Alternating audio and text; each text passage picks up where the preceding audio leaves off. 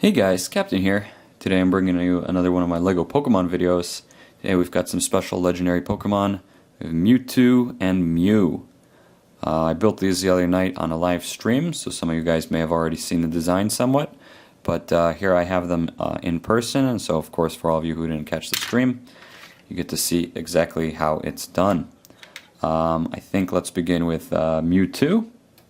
Let's get started with the instructions.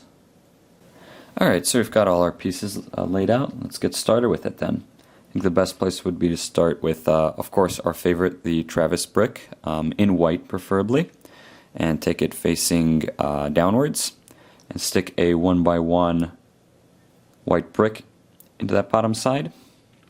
And then we can take another white Travis brick, and we can stick it sideways into the bottom of the white brick. In fact, even on top of that, we can stick a white stud and one more white Travis brick on top. 3 Travis bricks for this build, and they'll really let us create a lot of fine detail. So we can start with the legs then, and we can set this down for a moment. Legs both going to look the same. You're going to take a 1x2 plate with this segmented bar at the end. You're going to place 2 white cheese slopes on the front to basically act as Mewtwo's large thighs. And then you're going to take one of these 1x2 vertical claw plates and stick that on the side there and make 2 of these. These are in fact going to go onto the side of this Travis brick, but we'll angle them a little bit later on. So first let's just take them off. And then the next thing you're going to do is you're going to take a 1x2 purple tile. It can be a plate, but tile will, I think, work just a little nicer. Stick it on the front here of this Travis brick, the bottom Travis brick. On the back side of that, stick a purple cheese slope in such a way that the bottom side is made larger by the orientation of the slope. You can just look at what I did here.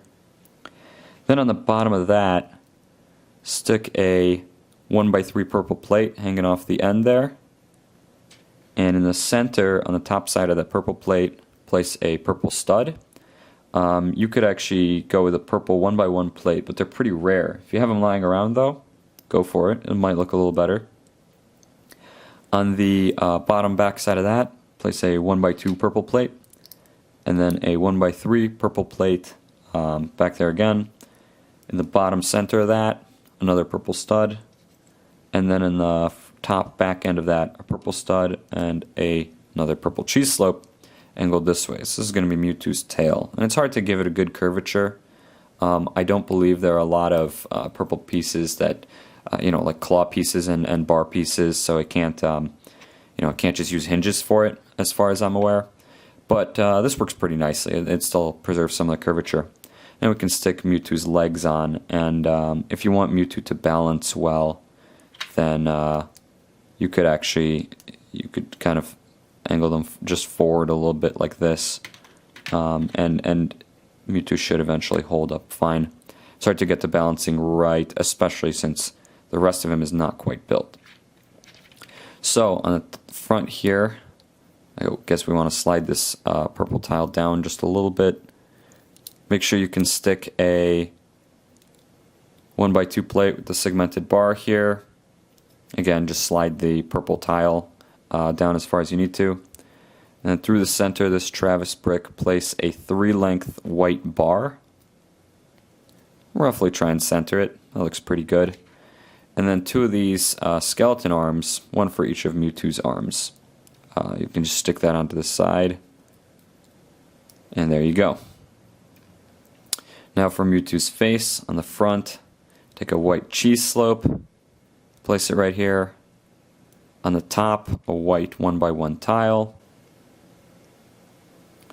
And on the sides, 2 of these kind of tooth plates, but kind of angle them a little bit, maybe 45 degrees pointing back. But maybe angle them a bit, like 45 degrees pointing back. And then finally on the back side, stick one of these vertical claw tiles. And this is an illegal connection, but if you want to make it look a little better, really complete the detail, take another one of these skeleton arms and kind of wedge it in there just a little bit, just like that, and that'll finish up Mewtwo. So you can set him down, Oh, there we go. We got some nice balance. Looks good. Might have to toy with it for him to stand up well, but there you go.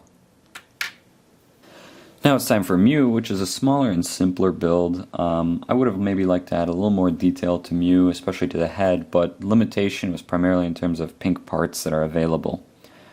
Anyway, let's begin with a 1x3 pink plate, and on the underside at the ends, let's stick some pink studs. And underneath those, let's place some 1x2 pink plates, and those will act as Mew's feet. Now on the sides of this pink 1x3 plate, stick some cheese slopes, and right here place a pink 1x1 modified brick with a stud on one side, have the stud facing to the back side of Mew. I think this piece might not be the easiest one to find, or maybe that was the one with studs on two sides. One of them is really common in Minecraft sets, I think. The other one I think was only in one of the really old ones. Anyways, then the only really rare piece that's used in this is this pink rod piece. I didn't have a better way to make the tail, but if you don't really have any way, you could just go with like a white bar or even a white one of these kind of pole pieces, and then onto the end place a pink cone. And you probably don't want to stick this cone too far because cones are really hard to get off of Lego bars. I think with these rods it's a little easier for whatever reason, but nevertheless I want to be a little careful, so I'm not sticking it too far because I might want to, you know, recover this cone piece someday. Then on top of that, again, our good friend the Travis brick. I have another white one here. The color doesn't matter so much, but white sort of will blend in a little better because it doesn't get perfectly covered. On the sides, you'll want to stick two of these pink 1x2 tiles. These will act as Mew's arms. It's not brilliant, but again, some things I just had to make do. And then also on the front, another 1x2 tile just to cover up that body and kind of round out Mew's stomach and chest. On the back here, again, to cover things up, place a 1x1 bright pink tile. And then for the head, I couldn't go for anything too much more ambitious, so let's go with a headlight piece and a pink cheese slope. And while I think Mew isn't maybe brilliant or as characteristic, I was able to get it in a good color scheme, and I think if you told someone this is a Pokemon, they would recognize it as Mew, especially next to Mewtwo, and so I think that's good enough. Mewtwo, on the other hand, I think turned out really well. I think is quite recognizably a Mewtwo. So, with that, I do hope you enjoyed this video. If you did, please rate, comment, subscribe, send this to your friends, check out my other videos, and I will see you guys next time.